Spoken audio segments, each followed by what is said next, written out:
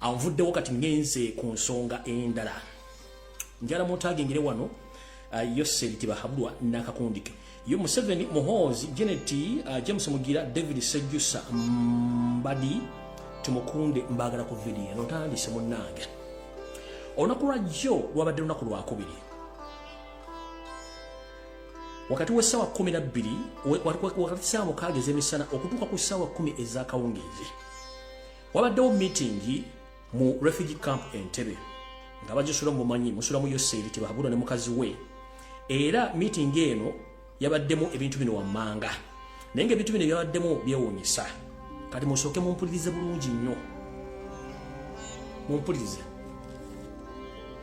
Essaawa yonna bwe mulaba ku media nga Muhoozi atandise okukola tweet ezivuma kitaawe oba ezivumaganya bigimu ya kitaawe, making sure don't share, don't comment.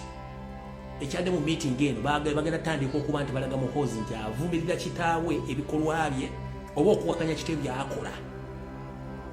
Kino TV, radio, namamba political analysts bagenda tandika okupromoting nga nabo bacriticizing ebikola bya Museveni oba ne security organism mu Uganda.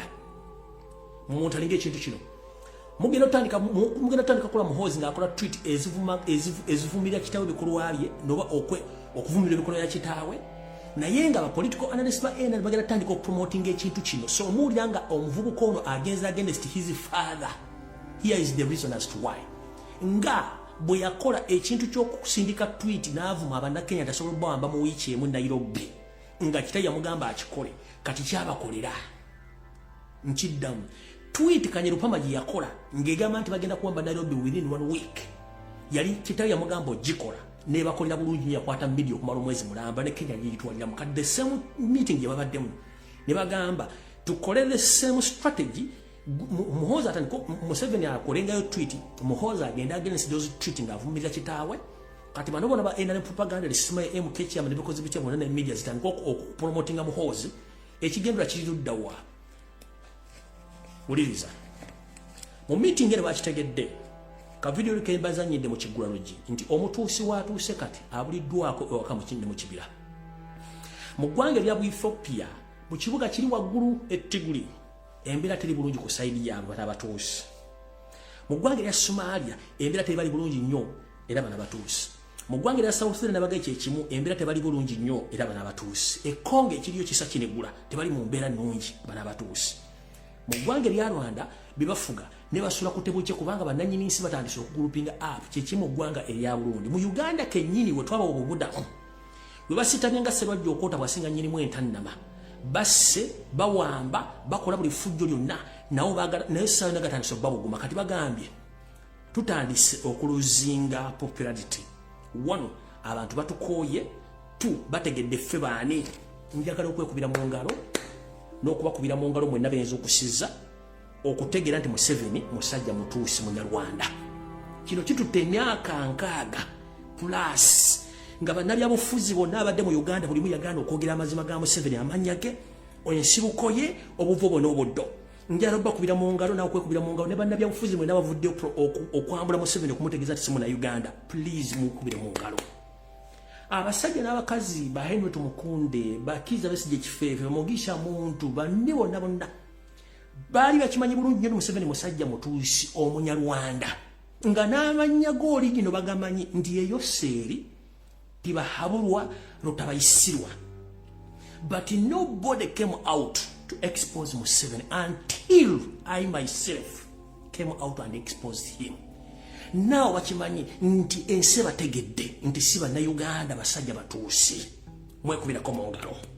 Kati bakitegedde ntubakooye yensonga lwaki mulabye oli omusajja omukulu gwe nalinoza nti ategera bulungi eyita Dr. Ruhakana Rugunda bw'avudde n'agamba nti balina okuleeta amendment mu constitution okukyusamu nti abantu Bannayuganda abalina obutuuze bw'ensi endala bakkirizibwe bafune n'obutuuze bwa Uganda.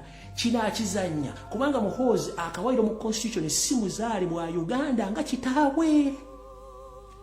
Muhoozi sinzalo ya Uganda takirizibwa kwesimba mu kifo kyonna ne Museveni buti bwe kiri kaabere jeneti ka bonna basinga obungi kati bakitegedde tumaze obalabisa siba na Uganda wonna badde bakola effujjo bakimanyi nti essaawa yaabwe esigaddeko akantu katono nnyo balina kukola ki gye baali bagenda okuddukira Kongo okuteekayo ensi yaabwe ne tukwata ne ssente zibe bazimbe enguudo ekiriyo kifumba mutuko lwaki kubuyinza okutya n'okutya kyekiri Kongo ensi naye balemeredde kyokka nga bakwata sere baziteekayo for the first time njagala kwebaza omusajja wadde simwagala yeeyita wa opposition omusajja oyo Semujunganda ye member parliament avaayo nayogera ensonga ezikwatagana ku basajja bano obuyaye bwabwe njagala kwebaza omusajja gwe bayita Lutamaguzi Ssemakula avaayo nayogera ensonga zino nga tazirumye mu ggumba njagala kwebaza Robert Kyagulanyi Ssentamu president wange omulonde mu abasajja basatu mwe bali nnyo mubalire ddala mukoze omulimu gw'amaanyi nnyo okulabisa Museveni n'okwogera ebintu byonna byadde byandasirikidde nze sola I can't thank myself or I can't congratulate myself kubanga mbadde contributing towards my country. It's a must and it's my responsibility. So I had to congratulate these three people. The Director President of Uganda, Kyagulanyi Ssentamu, thank you very much to expose Museveni. Honorable Lutamaguzi Ssemakula, thank you very much. Honorable Semujunganda, webale nnyo ebigambo byoyogera kubanga you are one in a million. So mu bantu abasatu njagadde obebaza especially mu abasatu mwebale nnyo mubalire ddala nnyo okukola omulimu ogwo gw'okuexposinga abantu bano. Kubanga tekibadde kyangu nnyo ku myaka Museveni gyabadde mu Uganda nga buli omu yasirika teri ayogera nenga bonna bamanyi omusajja munyarwanda si Munnayuganda until we came out.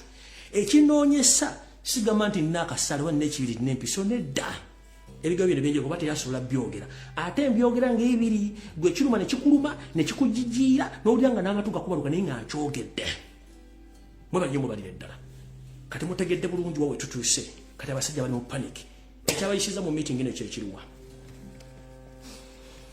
mu meeting eno nakulwajja mu State House Entebbe ku saa 6 ez'emisana meeting yawedde saa 10 meeting eno yabadde Museveni kennyini Muhoozi Kanyarugaba James Mugira David Sejjusa Major General Mbadi ne Tumukunde kiki ekyabaleetedde okukola meeting eno bakitegedde nti wakali mu kibira gitandise obbawunyira balina kukola batya tebalina okukola kwe kuza pulaani ya bulijjo ne bagamba a planned well coup d'etat in Uganda kubanga bakimanyi nti ye system yokka esobola obbawunya naye system eno nze ngikuba mpaka olwali bakomezzaawo pulaani eno ku mmeeza nga baagala coup d'etat ne coup d'etat eno bagenda kukozesa system eri ya Muhoozi okujja nga alumba kitaawe nga ne media ne bapropagandist ba ena bagenda kukola ekintu kyekimu okusupportinga ekintu kya Muhoozi then batekinge step ahead okusetinga ku Muhoozi atekinge over bakwate Museveni bamukwate bamuteke mu under house arrest bamuteke ekisozi obe wantu ole banamuteeka naye nga indirect Museveni yagenda okubanga afuga eggwanga lino nga Muhoozi gwe webiragiro nga batuukiriza ebintu bino byonna so mukitegere bulungi nnyo nti anything happens on social media nga kiri against Museveni nga Muhoozi yakikoze oba NRM bakikoze